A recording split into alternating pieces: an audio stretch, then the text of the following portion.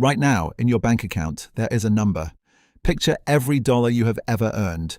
You assume it is real cash, stacked in a vault somewhere. It mostly isn't. Less than 1/10 of all the money in the world actually exists as physical notes and coins. So where on earth is the rest of it?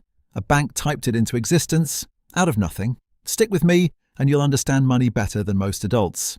Here's what almost everyone believes about money. Belief 1, the government prints every dollar. Belief 2, your bank locks your cash in a back room. Belief 3, a loan is just the bank, handing you somebody else's savings.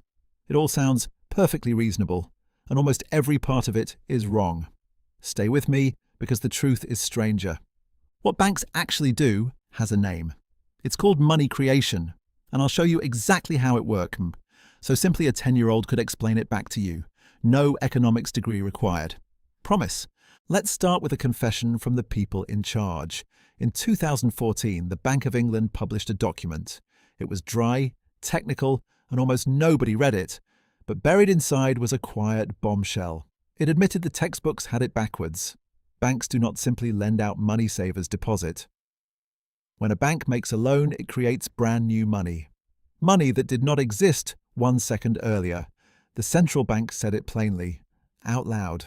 But this power didn't appear overnight. It has a sneaky, centuries-old origin. Rewind hundreds of years to the Goldsmiths. They had the strongest vaults in town, so people paid them to store their gold. In return, the goldsmith wrote a paper receipt. Soon people stopped lugging heavy gold around to trade. They simply swapped the paper receipts instead. The paper itself had quietly become money. Then the goldsmith noticed something very tempting. Almost nobody ever came to collect their actual gold. It just sat there, doing nothing. So he started writing extra receipts. For gold that wasn't actually in the vault, he lent those out and charged interest on them.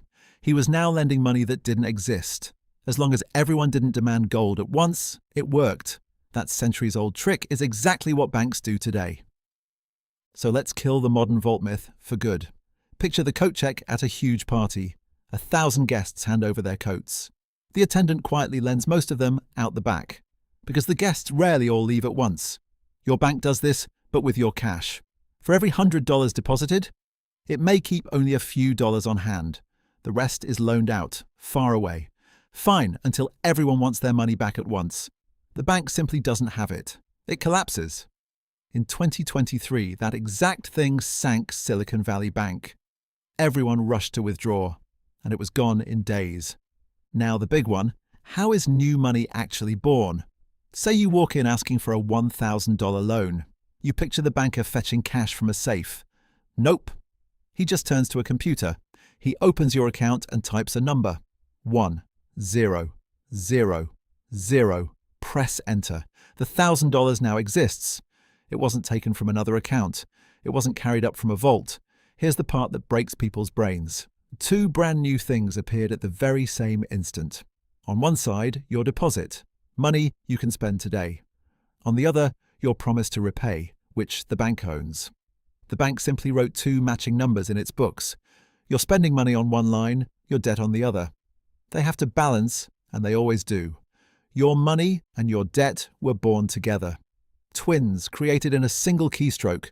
That, in plain terms, is money creation. But one loan doesn't just sit there quietly. Watch what it does to the whole system. You spend your $1,000 on a second-hand bike. The seller deposits that $1,000 in their own bank. Now that bank holds a fresh $1,000 deposit, so it can lend most of it straight back out. Let's put real numbers on it. Say banks must keep 10% in reserve. You deposit $100. The bank keeps 10 and lends out 90. That 90 gets deposited, and 81 is lent again. Round after round, that single $100 however can balloon toward nearly 1,000 across the system. Economists call this the money multiplier. It's like one rumor whispered in a crowded room. Passed ear to ear, it grows far beyond the first whisper. So can banks just conjure infinite money? If they could, they'd never stop. So what holds them back? There are 3 breaks. Break 1, they must keep some real cash in reserve. Enough for the people who do come to withdraw. Break 2, borrowers have to actually pay them back. If too many loans go bad, the bank itself can fail. Break 3, regulators set hard limits.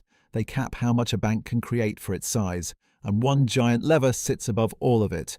The central bank sets how expensive it is to borrow. Cheap borrowing means more money gets created. Expensive borrowing means less. That dial is what you hear about as interest rates.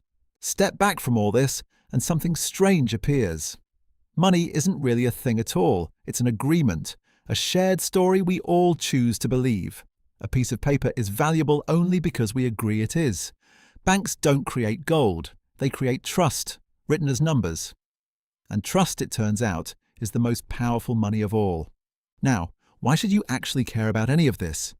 Because it quietly shapes the price of everything you buy. When banks create lots of new money, quickly, there's suddenly more money chasing the same stuff. More money, same goods, so prices drift upward. That is a big part of what inflation actually is. Your coffee costs more, partly because money grew faster than coffee. So money creation isn't abstract. It's in your grocery bill. So then, where do actual notes and coins come from? Those the government really does print and mint, but that physical cash is only the small slice. The vast majority of money is just numbers inside banks. Now, here's what people get wrong when they hear this. They panic and shout that money must be fake, a giant scam, a trick.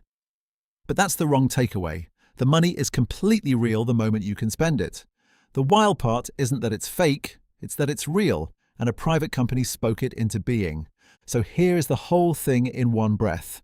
Money isn't mostly dug from the ground or printed by government. Most of it is created by ordinary high street banks. The instant they make a loan, and quietly destroyed when you pay that loan back. Make too much, too fast, and prices rise to swallow it. The whole economy runs on promises, typed into screens. So what does this mean for you tonight? That balance on your screen isn't cash in a vault. It's a promise the bank owes you. And when you sign for a loan or a mortgage, you're not borrowing the bank's piggy bank. You are creating new money that didn't exist before. And here's the thought that should stay with you. Most of society's money is made by private companies, for profit. If that rewired your brain a little, hit that like button. It genuinely helps this reach more curious people. Next time, the question all of this raises. If banks can create money this easily, why on earth do you always feel broke? That's next. See you then.